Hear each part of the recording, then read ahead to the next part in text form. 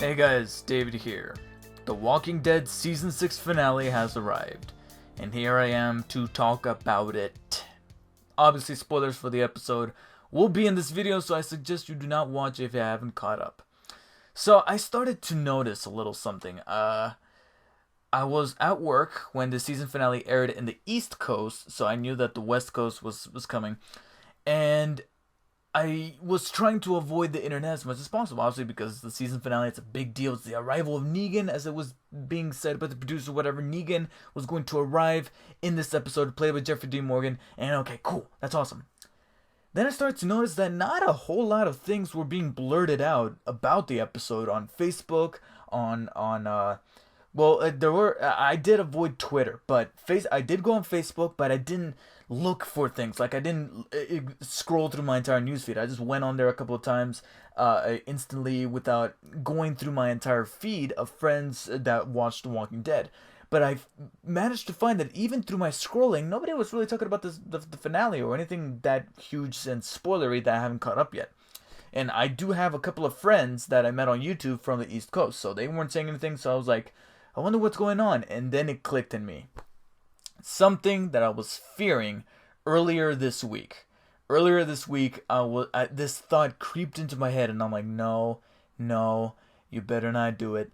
And they fucking did it. They did it, and oh my god, at this point, oh my god. I'm getting ahead of myself here. Let's go ahead and just break down the episode before I get to the ending, which I know is the main thing that I'm going to talk about. But just to recap, the season finale does follow two stories in which Maggie is now in critical condition. So Rick and a group of people that include Aaron, Carl, Abraham, Sasha, and Eugene try to take this RV to Hilltop because over there they do have a doctor. And now that Denise is kind of sort of dead, they need to take her to Hilltop. However, on the way there, the Saviors finally become scary because, like, for some time now, ever so often the Saviors have been kind of hit and miss. They would kind of like creep up on people out of nowhere, and I'm like, where did they come from? Are they like Batman or something like that? And then an episode right before, they were idiots and they would get easily either killed off or easily dispatched, and they would just be taken out like no problem. We saw that episode where Rick just went and his group just went into the compound and just wiped all those guys. Here they were legitimately fucking with our heroes, and it was done really, really well to where the RV is just driving around the corner, and then poof, there's the Saviors. They back up, they go to another road, poof, there's the Saviors. And I'm like, this is great. Where was this in episodes before? And because of how actually intimidating the Saviors were in this episode, that's what made it a lot more jarring to see Saviors be kind of sort of dumbasses in episodes prior. So these Saviors were actually kind of scary, with one of them being the scariest of all because we've seen this guy be an insane video game character, and that was Stephen Ogg. I can't remember the character's name, but Stephen Ogg, who plays Trevor Phillips in GTA 5, had a role in this episode, and he was great. He stole the scenes that he was in, except for the final one, obviously. But he was a good choice to be part of those Saviors that were genuinely intimidating, because that guy can be intimidating. If you've played GTA 5, you'll know what I'm talking about. And the guy can do great roles. I really want to see more work being given to Stephen Ogg, both in the video game universe and in commercials, because he might just be the next reason why we'll go ahead and not skip those Old Spice ads on YouTube videos. So moving on from that, that was a great little thing they were doing with the Saviors, and it also tied up with some really good creepy imagery. The guy hanging from the little overpass with the fire burning, the logs burning up in fire, as well as that moment where you got those walkers chained up in a row. Only they were dressed with the clothes of Daryl and Michonne, who were captured at the end of last week's episode. So that was a great scare tactic that actually had me scared for those characters, especially when I know that they're going to regroup by force at the end of this episode, which this all leads to. In between these fuckeries with Rick and the people of the RV encountering these Saviors, we also catch up with Morgan trying to find and eventually finding Carol, and that whole thing was kind of been there. Again, you know how The Walking Dead be. All right, we had some filler moments with Rick saying the same shit he said before to Maggie in the RV, filling in some moments there to for the 90-minute special that is the Walking Dead finale, and then we got stuff with Morgan that early on was making me scared that this was just gonna be it for Morgan and Carol out on their own, because it was just them talking to one another and they were literally saying things that we kind of already knew that they were feeling, especially Carol saying, I can't be with the people that I love because I care about them, and if I care about them they're gonna die. Yeah, you kind of said that in a note. You said that in a note. Why do we have to hear it again? I know it's Morgan, but at the same time, for us as the viewer, can get kind of exhausted, and The Walking Dead is no stranger to this. However, it did lead to one of the season finale's biggest highlights. Morgan finally kills. Morgan finally takes a life after his rehabilitation, and it's funny because I was expecting him to kind of like be like just out of it, be dazed and confused about the whole thing, because oh my god, I finally killed him. Like I thought that was gonna be like his drug that he was gonna like fall off the wagon with. But I did appreciate that he was like, you know what, maybe this is the world that I have to live in. So he was able to cope with it at the moment. Will this have some kind of psychological effect to him when we come back in October?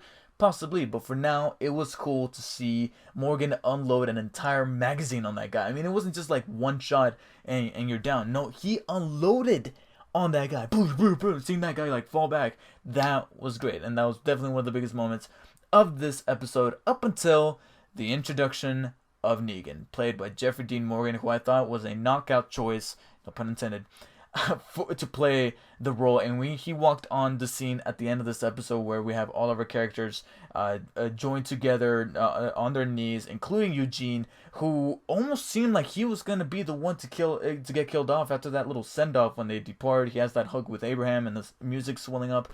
I love the score. Bear McCreary again is becoming one of the names to look out for when it comes to compositions in TV and in movies. But it almost made it seem like he was going to be the one to meet Lucille. And at the end of this episode, Negan walks onto the scene, and Jeffrey Dean Morgan just stole the show as the character. He charismaed the hell out of me when he walked onto the scene, and he only had this one scene, and I knew that this was going to be what they were going to play at. He was only going to be at the very, very end, so you're going to have to sit through like an hour and 15 minutes or so. But thankfully, they gave him a very meaty scene for him to just chew it all up in the best way possible, because I know that could be both a negative thing and a good thing. In the good way, he chewed up the scenery to where I just enjoyed seeing him walk back and forth with that bat, just talking, and the way he would talk was just great, really well lifted from the comics. Sadly, he doesn't cuss as much. I think the only word that he can say is shit. He can't say anything more beyond that, but Robert Kirkman made it clear that in the Blu-ray, there's going to be some cool added stuff with Negan that I'm hoping to see, that, you know, being that character fully realized. My only gripe, and I know that this is nitpicking, don't like the facial hair. I don't know what it is, but in the comics, he doesn't have facial hair. He's clean shaved. He's got that smug look. Got the hair, got the clothes, got the bat. I don't like the facial hair for some reason. I don't know why, but I just don't like the facial hair. Beyond that, Jeffrey Dean Morgan as Negan was great, and that entire scene was suspenseful, not only because of how intimidating and scary Morgan was as, not Morgan, but Jeffrey Dean Morgan was as Negan, but also because we had, like, the majority of that lineup that was on their knees were regulars, were people from season 1. You got Glenn, you got Rick, you got Daryl, you got Michonne, right? Even though she wasn't for season 1.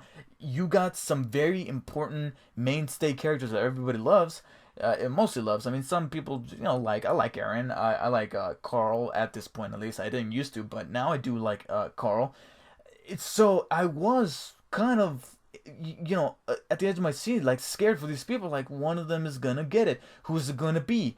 Gee, I don't know. We're gonna wait until fucking November, because once again, the producers are just toying with us. Because, oh my god, this is legitimately becoming frustrating to the point where I'm like, guys, you can't be doing this too much anymore. You really, really can't. We end with a cliffhanger. Now, I will admit, it was a really well filmed cliffhanger, having Negan go eeny, meeny, miny, mo, and just cutting back to the bat, cutting back to people's facial expressions, and then finally the last shot is that of the point of view of Lucille's first victim in the show, at least not in general, but in the show. And it's just Negan going to town on this person. You see blood drop on the camera like James Bond or something, and the person passes out. But even more so, you hear the crunching of bone and meat up against the bat, and I'm like, oh my god, who is it? We're gonna have to wait until October to find out. It's a very frustrating cliffhanger that at this moment, at the time of me filming this review, I don't know how to feel. Part of me is like, that was really well filmed and it was very exciting and it was very intense. But another part of me is super pissed off because we don't know who it is, and I'm getting a little tired of The Walking Dead doing this kind of shit over and over and over again, to where they're like, oh, cliffhanger, oh, like, oh, it's like that State Farm fisherman, like, oh, you almost had it. Guys, be solid with your season finales. Let it be conclusive instead of leading off with a cliffhanger. We had that one with Terminus where they walk in, they don't know who they're screwing with, cut to black. Now here, cut to black. It's...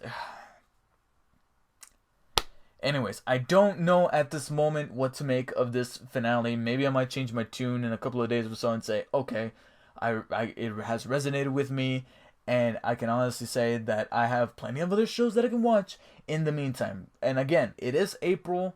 I feel like we are closer to October this time around than we have been in past years, to where, hey, now it'll be coming just like 2 or 3 weeks sooner. And plus, Walking Dead started premiering like late October, closer to Halloween, and now these days, I wouldn't be surprised if the premiere is like at the beginning of October. So we have just about 6 months to wait. Half a year, I think we can do it. So overall, the season finale was pretty good, but it wasn't great because there wasn't that much in it that was explosive. Some of it was, again, a little filler. Some of the stuff with Morgan and Carol didn't quite pay off, except for the highlight of Morgan finally killing, and the Saviors just completely messing with the minds of our heroes here in the van was great, even though I wish we could have seen that earlier in the season, in this last half of the season.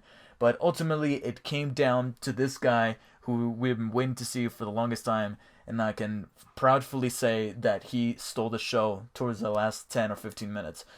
It's just, if it wasn't for that goddamn cliffhanger. Anyways, I give the season 6 finale for The Walking Dead, entitled Last Day on Earth, a solid 8 out of 10.